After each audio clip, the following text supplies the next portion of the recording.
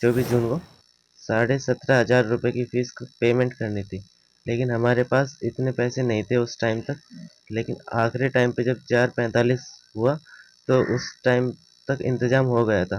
Bank account की details और वे भरनी पड़ी, लेकिन उसमें टाइम लगा और 4:56 पे ऑटोमेटिक लॉग आउट हुआ।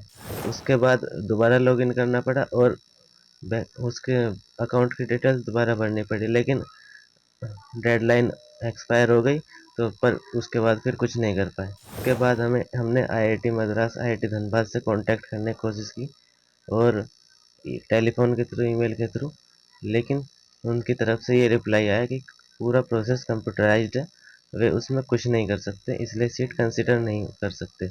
मेरी प्रारंभिक शिक्षा यहीं गांव से ही हुई है। हाई स्कूल यहीं दादरी से और इंटर खतौली से हुई थी। और इसके बाद मैंने कानपुर में कोचिंग ली थी 1 साल की। फिर जे एडवांस की प्रिपरेशन के लिए 1 साल की कोचिंग ली थी कानपुर में गेलुतकर सुपर 100 से। और 9 जून को रिजल्ट आया था और 20 जून को हमें ये पता चला कि आईआईटी धनबाद में इलेक्ट्रिकल अलॉट हुआ है। तो क्या लेकिन कंडीशन थी एडमिशन के लिए पर? लेकिन जब 24 तारीख तक हमें 24 जून को 17,500 रुपये की फ़ीस पेमेंट करनी थी, लेकिन हमारे पास इतने पैसे नहीं थे उस टाइम तक। लेकिन आखिरी टाइम पे जब 4:45 हुआ तो उस टाइम तक इंतज़ाम हो गया था, लेकिन फिर बैंक अकाउंट की डिटेल्स और वे भरनी पड़ी, लेकिन उसमें टाइम लगा और 4:56 पे ऑटोमेटिक लॉग आउट हुआ।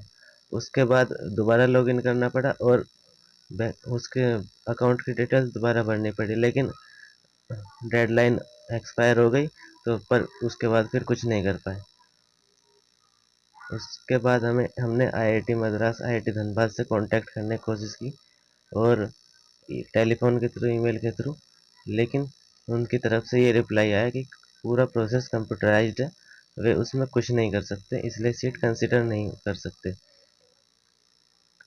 फिर हमें कोर्ट का रुख अपनाना पड़ा और हमें हमने पहले एनसीएससी गए थे हम, वहाँ से हमें रिलीफ नहीं मिला। फिर हम झारखंड हाई कोर्ट गए, वहाँ से एडवाइस मिली कि आईआईटी मद्रास ने काउंसलिंग करवाई है, इसलिए मद्रास हाई कोर्ट में फाइल होना चाहिए केस। फिर मद्रास हाई कोर्ट में से हमें रिलीफ नहीं मिला तो हम वहाँ सुप्रीम कोर्ट में पहुँच गए।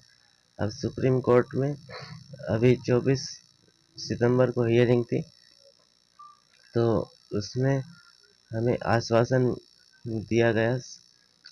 मिला कि यथासंभव मदद होगी हमारी। तो चीफ जस्टिस सर ने बोला था ये। और अब 30 सितंबर को सेकंड हियरिंग थी, जिसमें chief justice of India sir ने ये बोला कि बच्चे की तरक्की में फीस बाधा नहीं बननी चाहिए, इसलिए इसे एडमिशन मिलना चाहिए आईआईटी धनबाद में। तो किस आईआईटी तरह आप उनका थैंक्स करना चाहेंगे सीजीआई का? आई वो चीफ सीजेआई सर को बहुत बहुत धन्यवाद करना चाहूँगा, जिनकी वजह से आज हमें ये हमारी खोई हुई सीट वापस मिल गई है। और पूरे सुप्रीम कोर्ट का सभी का धन्यवाद करना चाहूँगा। हमारे एडवोकेट अमोल सर और प्रज्ञा बघेल जी, इनका भी बहुत बहुत धन्यवाद, जिनकी वजह से आज हमें अपनी सीट वापस मिल गई है।